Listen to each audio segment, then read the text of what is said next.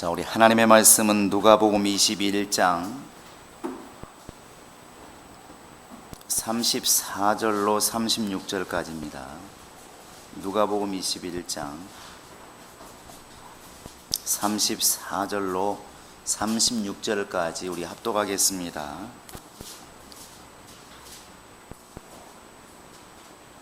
시작. 너희는 스스로 조심하라. 그렇지 않으면 방탕함과 술취함과 생활의 염려로 마음이 둔하여지고 뜻밖의 그날이 덫과 같이 너희에게 임하리라. 이 날은 온 지구상에 거하는 모든 사람에게 임하리라. 이러므로 너희는 장차 올 이 모든 일을 능히 피하고 인자 앞에 서도록 항상 기도하며 깨어있으라 하시니라. 기도하겠습니다. 하나님 아버지, 오늘 또 우리가 주의 말씀을 들을 때 성령으로 말씀하시는 주의 음성을 분별해 들을 수 있는 영감 있게 도와주시고, 그 말씀을 정말 사람의 말로 듣지 아니하고 살아계신 하나님의 말씀으로 들을 수 있는 영감과 능력이 있도록 인도하여 주시옵소서. 원수의 모든 역사를 다 주께서 막아주셔서 주의 말씀을 들을 때 우리의 마음이 혼란하지 않게 도와주시고, 오직 하나님 앞에 서 있는 모세와 같이 우리의 심령이 주를 향할 수 있도록 인도하여 주시옵소서. 감사하고 예수님의 이름으로 기도합니다. 할렐루야. 할렐루야. 왼쪽 줄이 조금 이렇게 은혜가 많은가 봐요.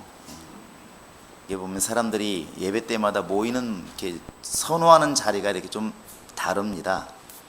여러분들이 어쨌든 성공하려면 남의 안 앉는 자리를 앉는 게 성공하는 자리라고 이렇게 말합니다. 여러분들이 할 수만 있으면 앞자리에 앉으려고 많이 애를 쓰시고, 그게 꼭 앞자리라서 은혜가 되는 게 아니라 뒤에 앉으면 보지 말아야 될 뒤통수가 그만큼 많이 보이기 때문에 아무래도 집중이 잘 안 됩니다. 특히 저 같은 사람이 앉아있으면, 야, 저 양반도 제비출이네, 머리 이발할 때 됐네, 고집시겠네, 또 이렇게 되니까 할 수만 있으면 앞자리에 앉는 것이 정신이 집중하는 데 많은 도움이 된다는 것이겠죠.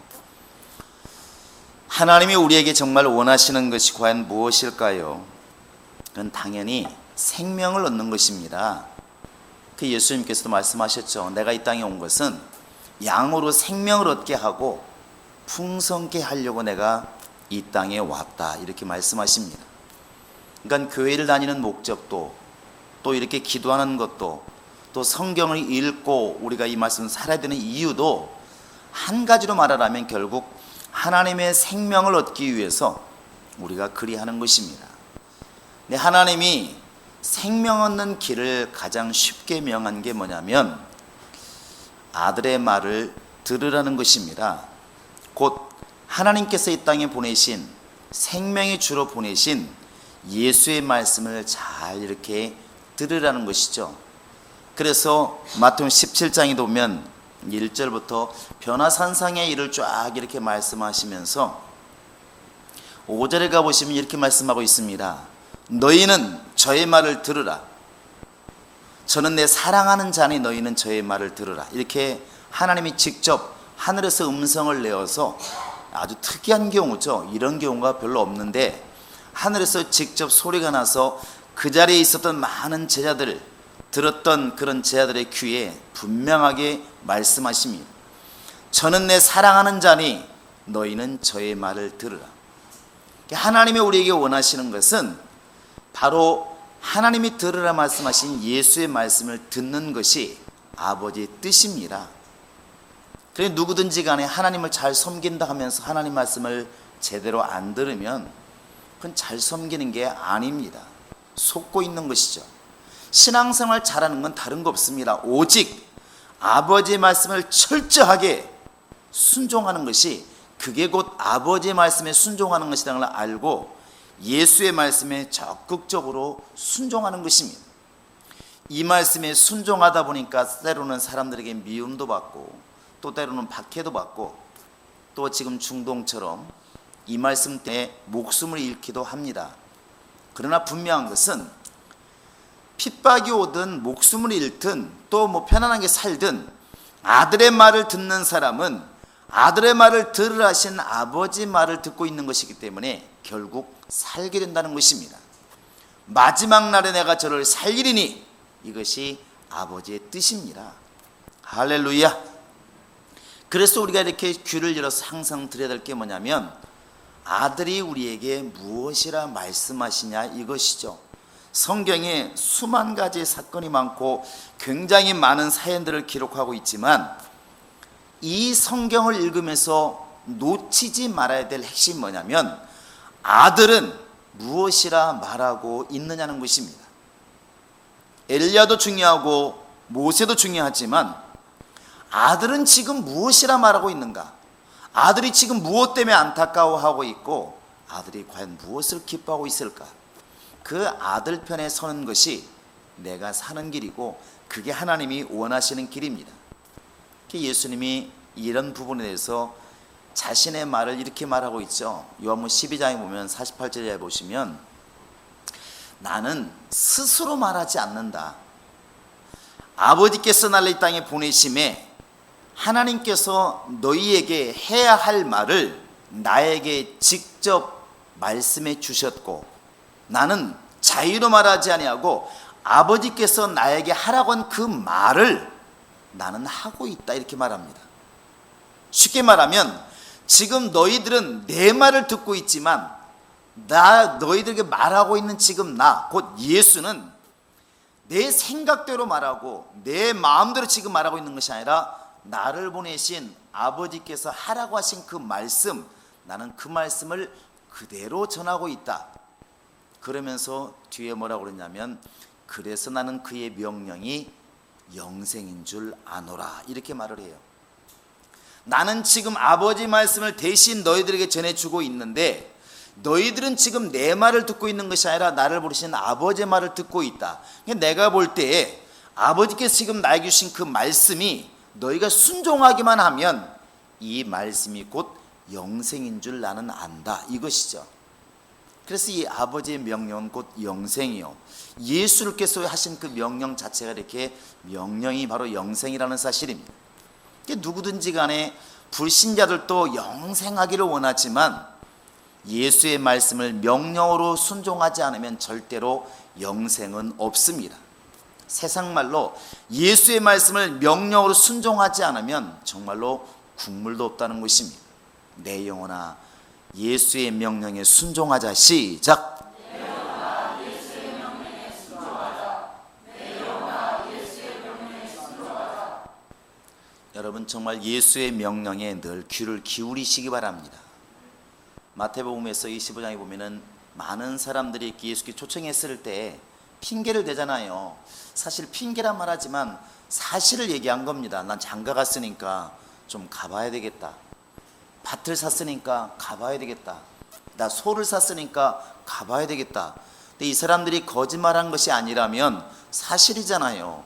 아니 지금 결혼한 사람에게 오라고 그러니 올 수 있겠습니까? 우리 생각으로도 오기가 힘들 것 같아요. 당연히 밭을 샀으니까 가봐야 되겠죠. 또 소를 샀으니까 가봐야 되겠죠. 근데 예수께서는 오히려 화를 냈다고 말씀하시잖아요. 세상 법칙으로 보면 장가간 사람을 오라고 했는데 새신랑을 오라고 했는데 안 오는 사람이 문제가 있는 것입니까? 새신랑을 오라고 하는 사람이 문제가 있습니까? 말을 해보세요. 솔직하게 누가 문제가 있는 거예요? 성경 말씀을 알고 있으니 이렇게 말하자니 문제가 되고 여러분의 인간적인 입장에서 본다면 묻는 거예요. 너무 고민하지 마세요. 이것 때문에 천국 가고 안 가고 하지 않습니다. 영리한 대답을 하려고 하지 마시고 편하게 하세요. 자, 여러분 누가 결혼했습니다. 행복한 교회에서 결혼했어요. 그래서 지금 이제 오늘이 정말 여행을 떠나는 그런 날인데 목사가 명령을 했습니다. 집사님 신혼여행 다 취소하고 빨리 교회로 오세요. 교회 지금 행사가 있습니다. 급합니다. 그러면 그 사람이 그냥 신혼여행을 떠났어요. 그때 목사가 화가 길길이 나가지고 그따구가 무슨 성도야, 천국 갈 사람도 아니야, 그리고 화를 내면 중간에서 듣는 여러분들은 어떻게 생각하겠냐는 것입니다. 1번 우리 목사는 피도 눈물도 없는 바늘로 찔러 피도 안 나는 독한 사람이다. 저러니 교회가 부흥되겠느냐, 이런 사람일까 이렇게 생각하겠습니까? 아니면 참 목사님 말씀한데 신혼여행 가는 참 그 사람 대단히 믿음 있는 줄 알았더니 믿음이 없는 사람이구나. 여러분 그렇게 생각하시겠습니까? 자, 1번, 2번 오늘 결정하셔야 됩니다.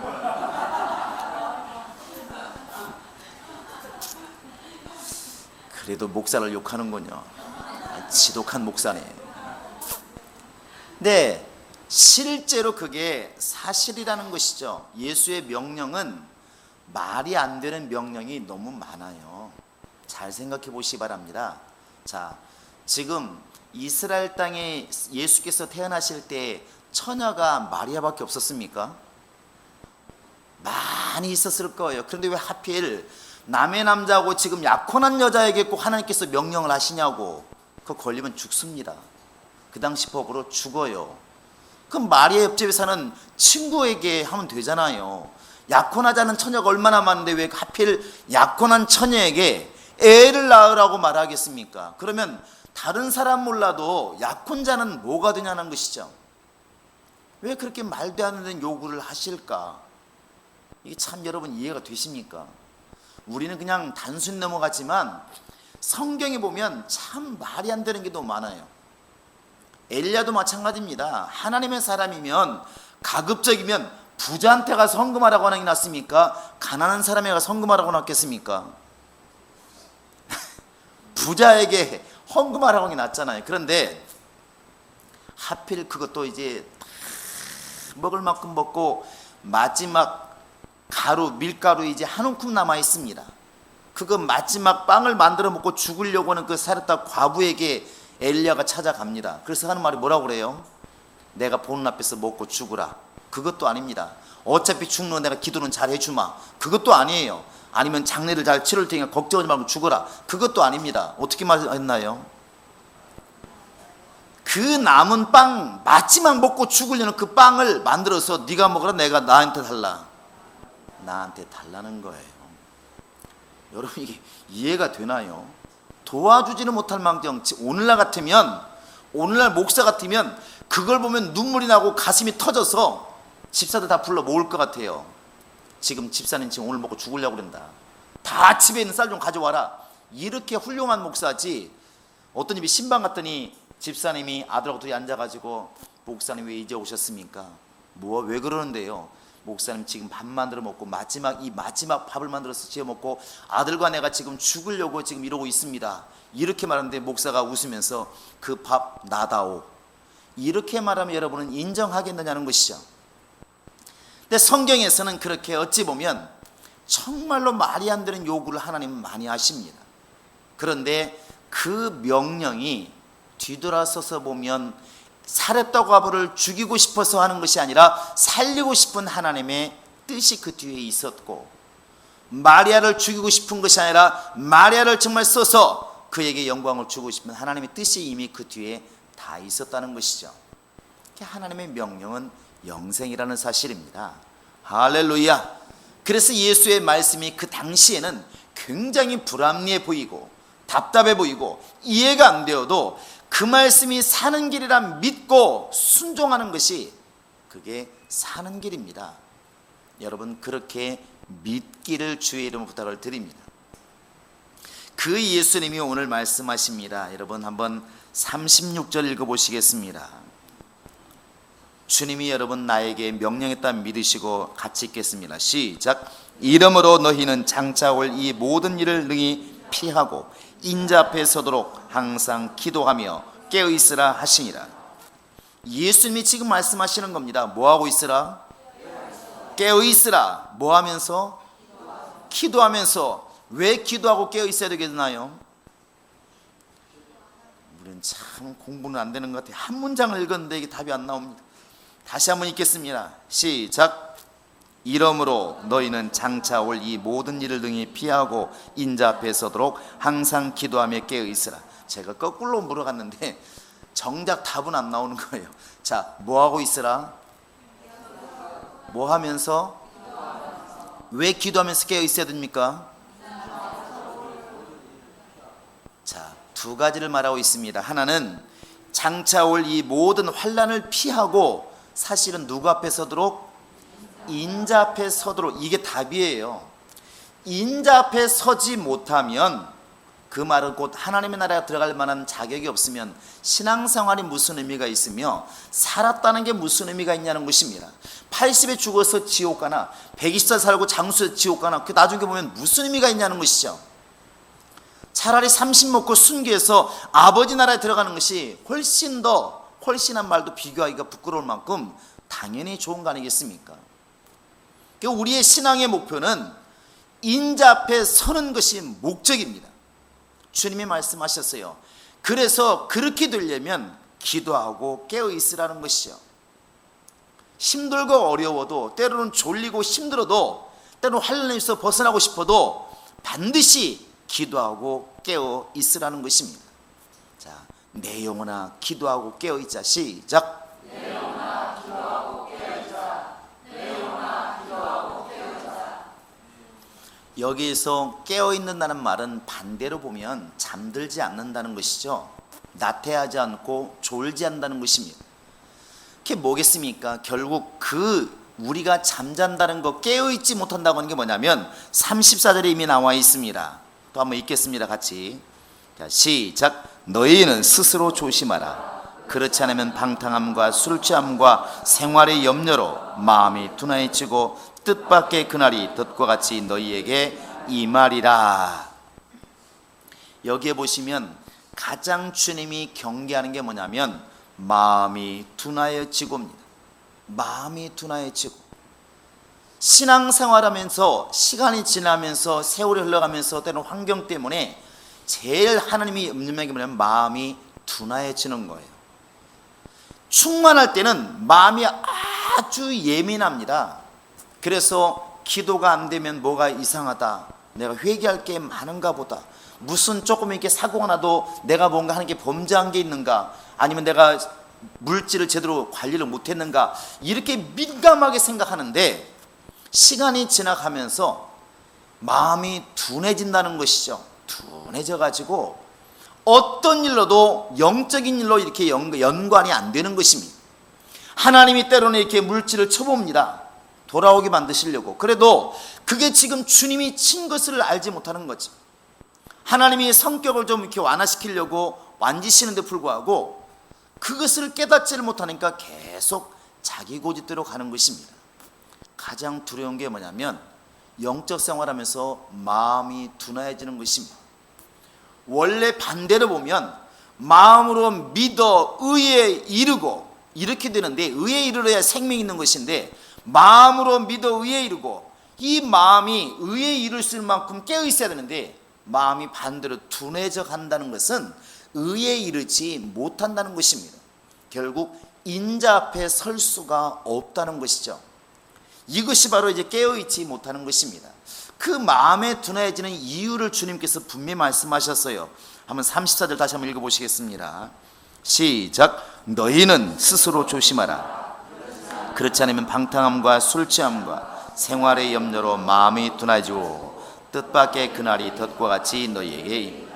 자, 주님이 조심하라고 그랬습니다. 마음이 둔해질까 두려워서 조심해라. 마음이 둔해지는 일이 되지 않도록 조심해라. 그것을 분명히 말씀하셨습니다. 뭐라고 그랬죠? 첫째, 방탕함, 그 다음에 술 취함, 그 다음에 이 세 번째가 우리가 가장 경계될 겁니다. 생활의 염려로, 결국 방탕하고 술 취하고 생활의 염려가 있으면 따라오는 결과가 뭐냐면 마음이 둔해지는 거예요. 그래서 이게 잠언 3:3 이런 기도를 하지 않습니까? 나에게 너무나 많은 물질을 주어서 하나님을 이제 잃어버릴까?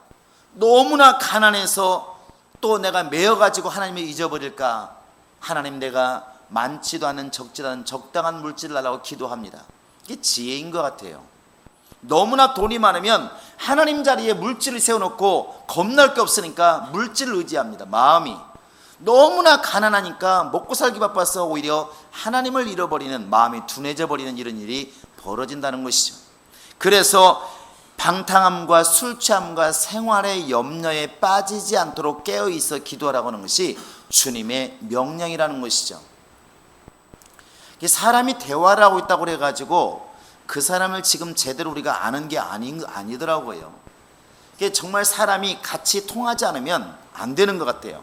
우리가 예배하지만 우리가 지금 예배를 보통 드린다고 말합니다. 주님 만난다고 말하는데 예배를 받으시는 주님이 계시고 예배하는 우리가 있는데 같이 지금 한 공간에서 예배하고 예배를 받는다고 해서 통하느냐? 꼭 그렇지만은 않을 수 있다는 거예요. 그럼 우리나라 말로 보면 이렇게 동문서답이라고 그러죠. 동문서답. 이게 지난주에 이제 저도 소식만 들었고 문상을 못 갔는데 추석이 아니 휴가를 수련회 갔다 와서 그 다음 주인가요? 문자를 받았습니다. 그러니까 뭐 한 1년 거의 뭐 못 본 것 같죠. 더 못 본 건 더 오래된 것 같으네요. 간간히 이제 문자만 왔었죠. 한 5년 전인가 이제 위암이 걸렸다고 그랬는데 수술받고 다시 회복되어서 신앙생활 잘했는데 작년 봄인가 이제 다시 위암이 재발됐다고 이렇게 그래서 그러시냐고 기도하자고 우리 기도하고 잘 회복되는 걸로 알고 있었습니다. 또 계속 문자 이렇게 왔었기 때문에 수련회 갔다 와서 그 다음 주인가 이렇게 문자가 왔어요.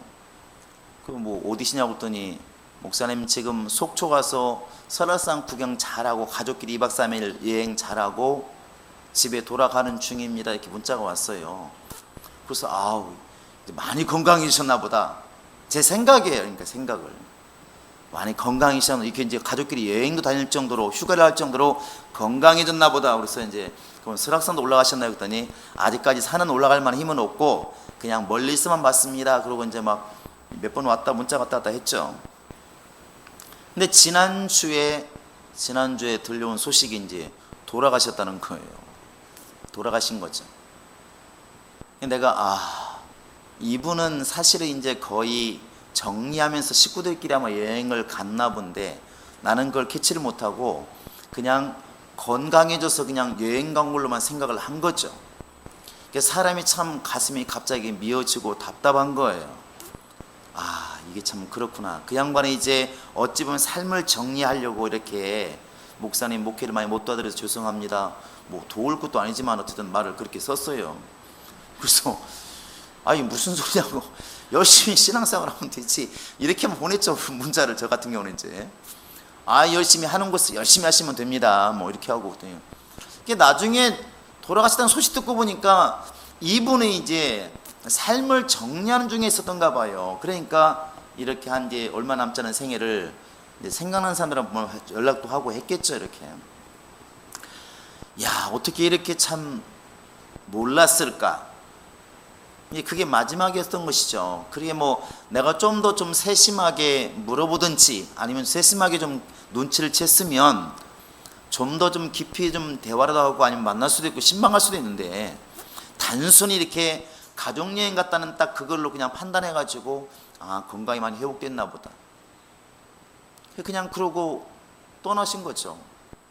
사람이 얼마나 내 생각이라는 게 참 이렇게 부질없고 얼마나 판단이 미스가 많은지 너무 참 깝깝하더라고요.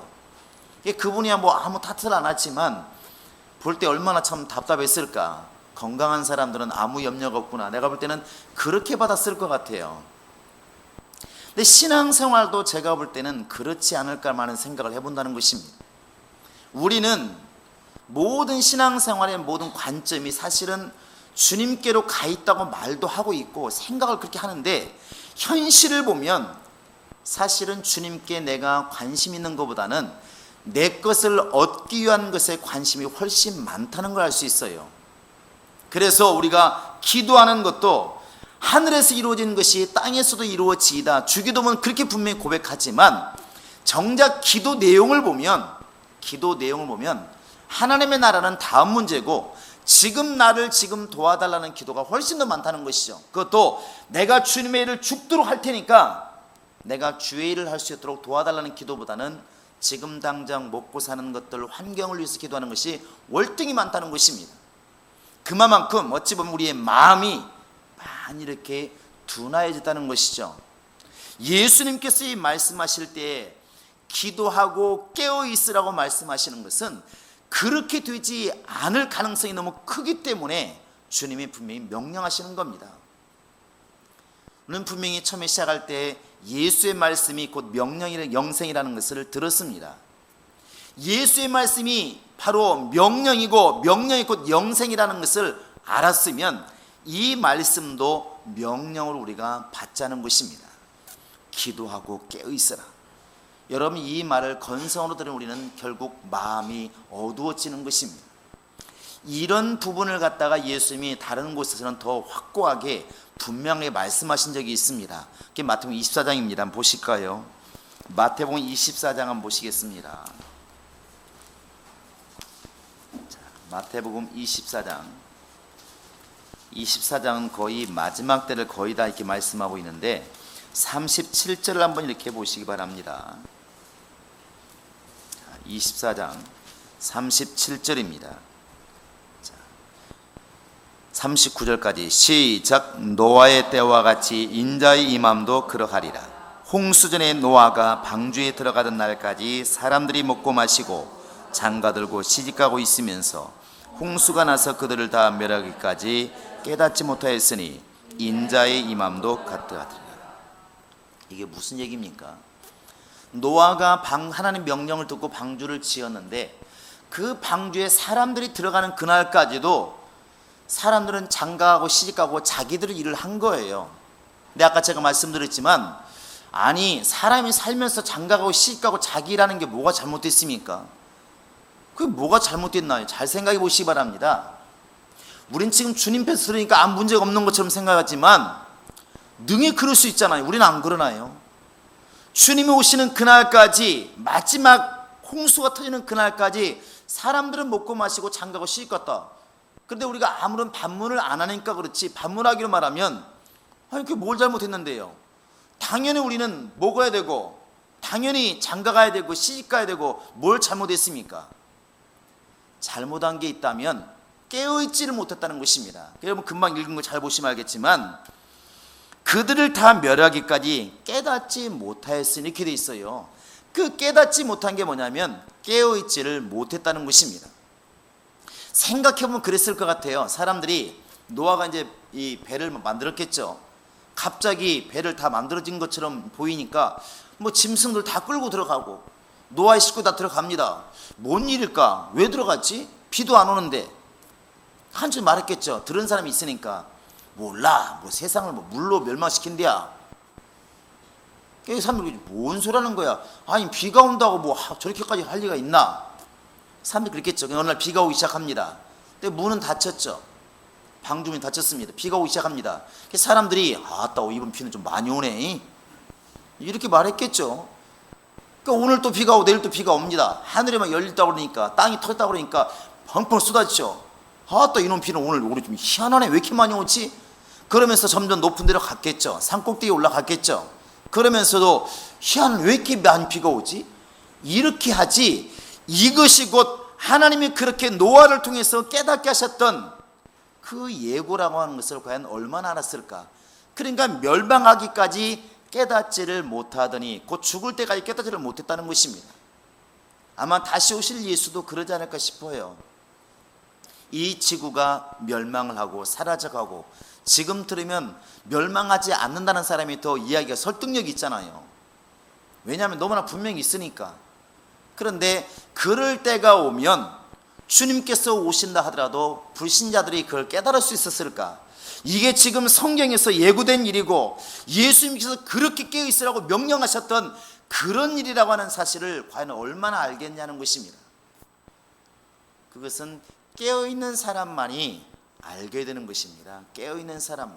자, 내 영혼아 깨어있자. 시작. 내 영혼아 깨어있자. 내 영혼아 깨어있자. 항상 보면은 이게 세상에서 보면 학교에서 그런데 지각하는 아이들이 계속 지각을 하잖아요. 교회도 보면 지각하는 학생이 계속 지각을 합니다. 교회도 보면 항상 늦는 사람이 늦어요. 근데 시간관념인 것 같아요. 시간관념. 물론 이제 그 중에 이런 사람 빼고 직장이 딱 8시 끝나서 오는데 40분이 걸려. 교회 오는데 그건 아무리 빨리 와도 10분을 늦을 수밖에 없는 것이죠. 그런 건 이해하지만 사람의 사고가 살다 보니까 다 틀려요. 이게 항상 늦는 사람 패턴이 있어요. 패턴이. 저 같은 경우는 만약에 이제 9시에 시작한다 그러면 제 머릿속에서는 8시 반 정도가 시작한다고 머릿속에 박히게 돼요. 이렇게 이미지가. 시험 보게 된다 그러면 9시 시험이면 8시에 저는 시험 본다고 머릿속에 뭐 들어와요. 그러니까 1시간 전에는 가 있어야 됩니다. 놀아도 자더라도 1시간 전에는 가 있어야 돼요. 머릿속 개념이 그래요. 집에서 노느니 차라리 거기 가서 논다고 해서 난 노는 것이 실수가 없다고 머릿속에 박혀요. 근데 이렇게 사람들 보면은 많은 사람은 또 안 그런 것 같더라고. 9시에 시작하면 9시라고 생각을 하는 것 같아요. 그러니까 8시 출발해서 1시간 걸리는데 50분 걸리니까 10분이 여유가 있다고 생각을 하는 거예요. 그래서 8시 출발해가지고 아무 일이 없을 때는 50분에 도착을 하는데 가다 보니까 횡단보도 건너가려고 하니까 민방구 훈련이 터졌어. 이제 그러면 늦는 것이죠. 15분 동안 민방구 훈련을 하고 나니까 늦게 되는 것이죠. 근데 와가지고 분명히 말합니다. 왜 늦었어요? 그러면 아니에요. 난 제대로 왔어요. 왔는데요. 오다 민방구 훈련이 걸렸는데 어떡하란 말 나보고. 이렇게 말을 해요. 그 말이 틀린 건 아니고 사실인데 그 사람의 패턴은 지각을 수시로 할 수밖에 없는 패턴이에요. 생각이 그렇다는 것이죠. 근데 어찌됐든 학교에서도 항상 지각하는 학생들이 있어요. 근데 출석 부를 때 선생님이 누구한테 화를 내냐면 누구한테 화를 내요?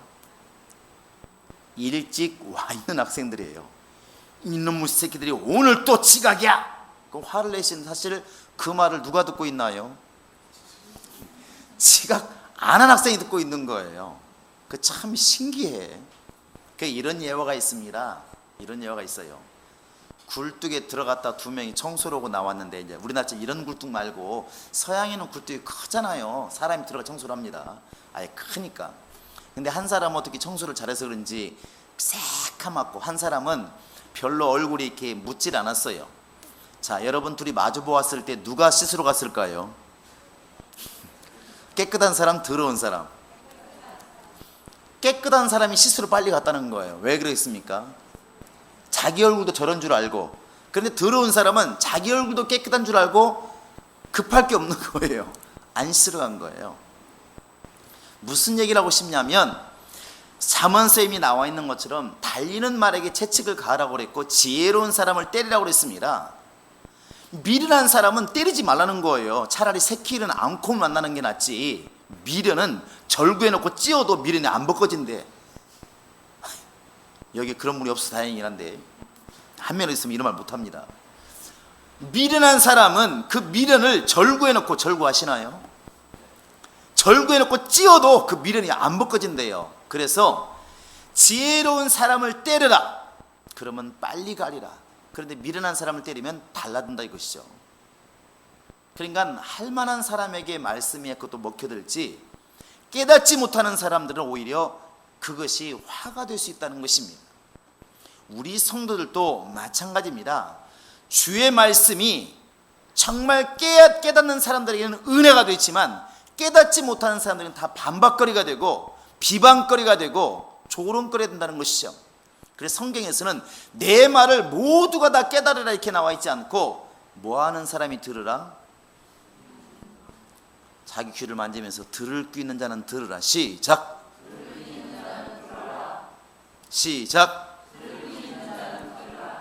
여러분, 우리가 말로 하나님 말 명령은 곧 영생이다, 영생이다, 이게 되는 게 아니라 예수님이 오늘처럼 이렇게 말씀한 게 분명히 말씀하지 않습니까? 너희가 인자 앞에 서도록 기도하고 깨어 있으라. 마음이 둔해지면 안 된다. 무엇이 둔해지는 것이냐? 방탕함과 술 취함과 바로 그렇게 생활의 염려가 네 마음을 둔하게 해서는 안 된다. 절대로 안 된다. 그래서 기도하고 깨어 있으라. 이것을 우리가 명령으로 받으면 기도 제목이 너무나 분명하지 않습니까? 뭐라고 기도해야 되겠습니까? 넓게 보면 주여 내가 깨어있는 자가 되게 하소서.